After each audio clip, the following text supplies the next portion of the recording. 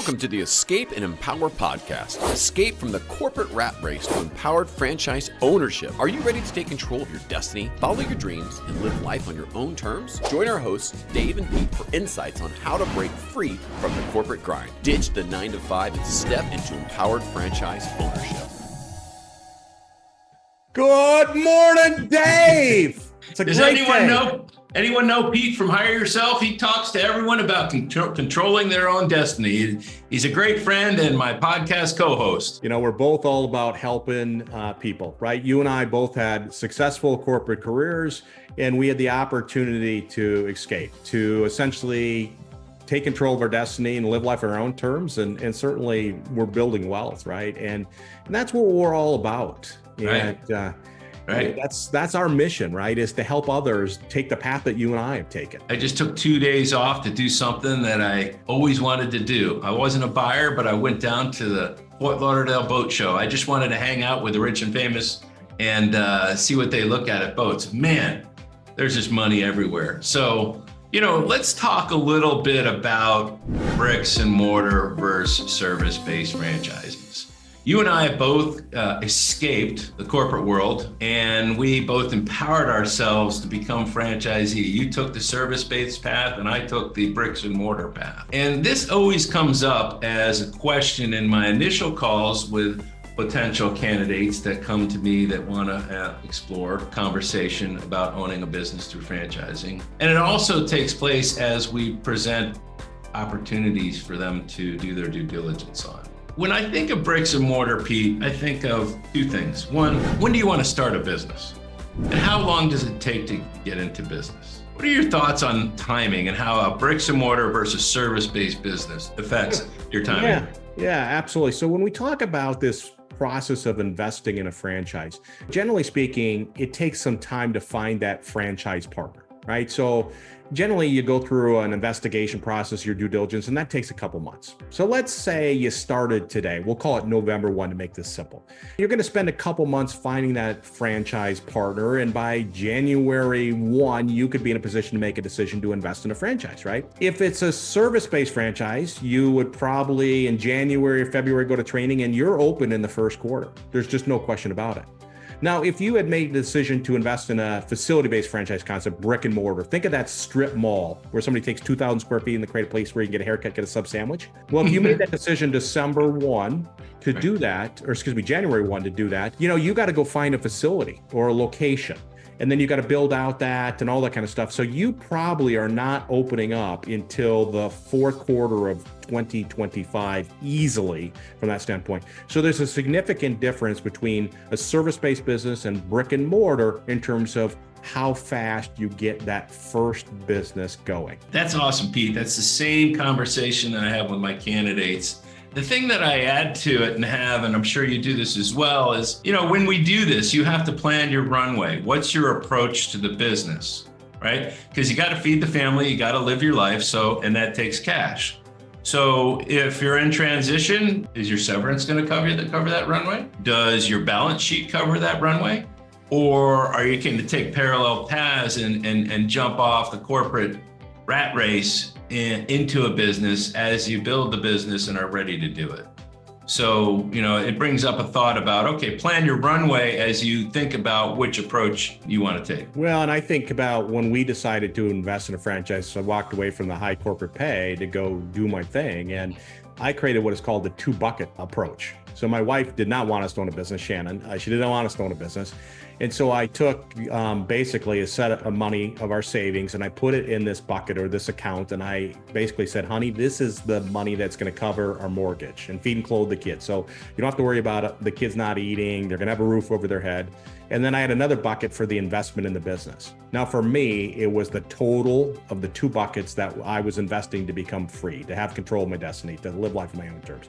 But for my wife, she could see that we were planning to cover our expenses as we launched the business. And as the business got going, we took less from that kind of bucket to cover our expenses. And so that's the way in which we did it, for sure. So the second characteristic of it kind of defines which approach you're going to take, service-based, facility-based, is overall investment. Now, we can't talk about investment numbers. We can't talk about numbers But if you think about what it takes to invest in a single location of a facility-based business and maybe multi-territories or a single territory of a service business, in the discovery process, you'll see that they're quite often two different paths of investment levels. Would you agree with that? Yeah, when we look to invest in brick and mortar or facility-based franchise concept, I always tell people it's just a bigger financial investment. It's a bigger financial investment because the initial investment is at least double, because you have to build out that space in that strip mall, right?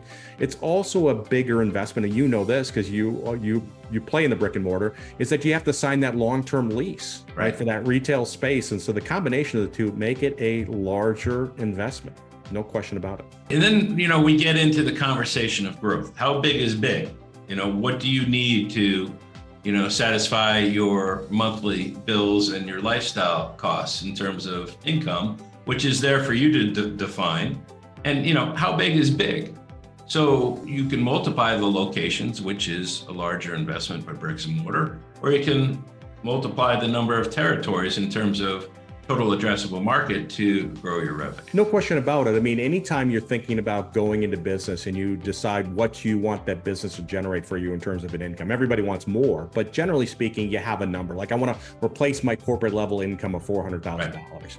And as you do your due diligence to evaluate those businesses, you got to figure out, okay, how many locations do I have to open up, or how much territories do I have to scale in terms of a service-based business, right? So you have to understand that. So you put together a pro forma, and if it says, hey, listen, you need 3 territories for this service-based business, or you need 2 locations for this facility-based concept, you need to kind of plan for that growth. Because what you don't want to do is say, hey, I want to make $400,000 a year, and you invest in one facility-based franchise concept that's going to get you to $250,000, right? And then you're not going to get there. You have to plan accordingly of what you want to build in advance and pertains to your scalability. That's why we ended up committing to 3 locations when we did 6 over time. And that worked out just fine. The other thing I think about when we're having these discussions of facility-based versus service-based is the nature of the revenue. A lot of people, we were just talking in another podcast about AI, and a lot of people in the IT world or the business development world, you give them a choice between customer acquisition and recurring revenue. Obviously, everyone's going to say, I'll take recurring revenue, right? But there's a mix of both. But we don't talk about QSRs or restaurants too much. Mostly we talk about self-care, metabolic health, mental health, wellness, beauty, boutique fitness kind of stuff, membership-based, professional level of employees, recurring level of revenue. So you need to understand the elements of churn. So you understand your marketing investment to replace the memberships that, go away, and you need to keep them at a certain level. Would you have any ways that you kind of define that in the service-based business, how I just defined it in the bricks and mortar business? I think you're seeing more and more service-based businesses now creating this reoccurring revenue. And it might be, I'm an HVAC franchise, and I'm going to set up people with annual maintenance contracts. Or there's a franchise that's in painting, where now they have, for like a better terms of warranty, where they come check out the painting, on an annual basis. Whether it could be something that's around your house, picking up dog poop, for example, right? Waste. Could be mosquito spraying. So we're seeing more and more of that. And I think that's just part of society. Everybody wants us to subscribe. That's some kind of recurring revenue, right? You think about it, even with the car business, right? You'll see more and more companies now, they're going to make their money from their technology, right? I want that Blue Cruise or whatever at Ford, and I got to pay $400 a month for it. Well, before, Ford really just wanted to make the money selling the car to you, but now where they're going to make the money. And here's a scary one, right? Airlines just alone are not profitable. Where airlines make their money is their credit cards. Literally, the airline operations is a marketing mechanism for people to sign up for the airline credit card. Is that not crazy? That is absolutely crazy. I had no idea. I can totally believe it.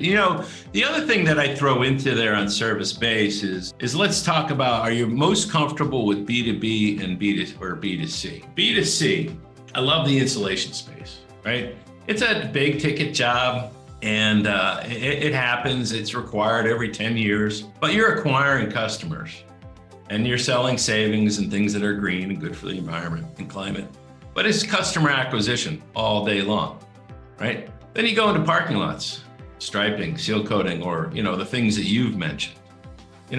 That's a little less lead gen, speed to lead type stuff and more relationship built stuff. So B2B, working with property management folks, things like that. But, parking lots is a great example. They need to be seal coated and striped and maintained to protect that valuable asset. No question about it. I mean, it's need, it's not a want, and most people don't realize it, but that's the calling card for your thing. But as we talk about service-based businesses, I see more and more service-based businesses incorporating both B2C and B2B in the business model because they got their trucks and crews and they want to leverage those trucks and crews. Now, the franchise may dictate the mix. Like it could be window washing, right? You could have a window washing franchise that does 80% commercial window washing, 20% residential. And franchise B says, we're in the window washing business, but we also do 75% residential and 25% commercial. So you're seeing the two kind of come together when they can to leverage those trucks and crews so we can build a larger business. What are your thoughts on stacking service-based business? So you can scale horizontally, right? So you can open up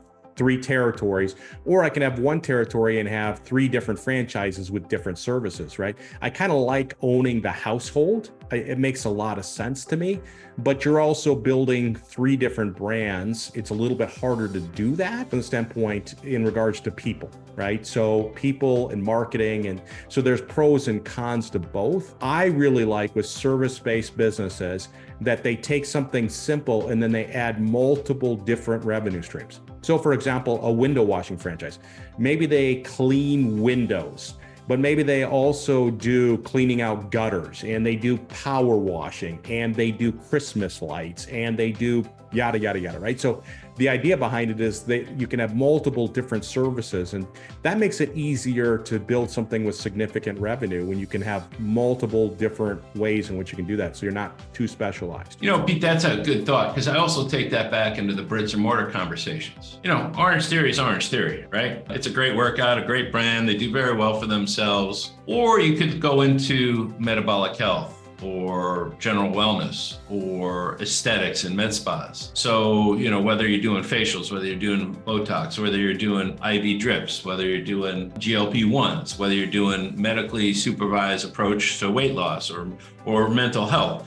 There's these multiple revenue streams that you can find in bricks and mortar that, it goes back to one of the mistakes I made in life. And I was single threaded until I was 51 years old in my income stream. And, I just wasn't smart enough to invest in housing like rental properties because I was moving all over the world with the company.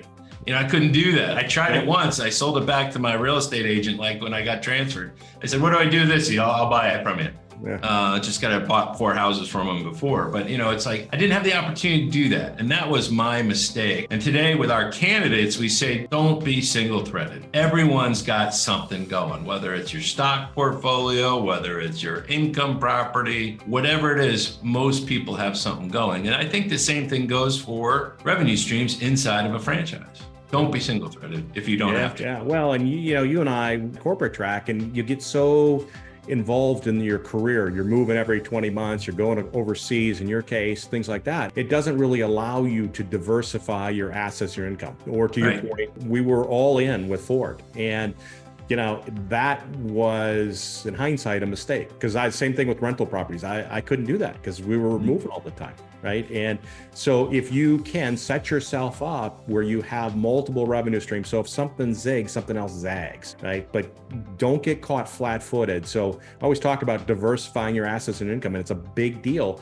Franchising, you and I, how we help people, can do that, right? You can have a franchise on the side, keep your corporate job, keep your corporate income, start the franchise on the side, or buy some rental properties, or whatever it is, but start putting yourself in a position to be protected. So if you're listening to this podcast and you decide to schedule an initial call with Pete and I, in 15 minutes, we're going to figure out whether it makes sense to work together. And if it makes sense to work together, we're going to move forward with a couple steps. And one of the steps is to have this consultation with us. It's going to take 90 minutes of your day. But in those 90 minutes, we're going to roll through a lot of the stuff we discussed today. Certainly what we just talked about is not all inclusive of what we're going to work through. But it's going to get to the characteristics that are going to you're going to define, because now is the time for you as a candidate to choose what you're looking for in a business.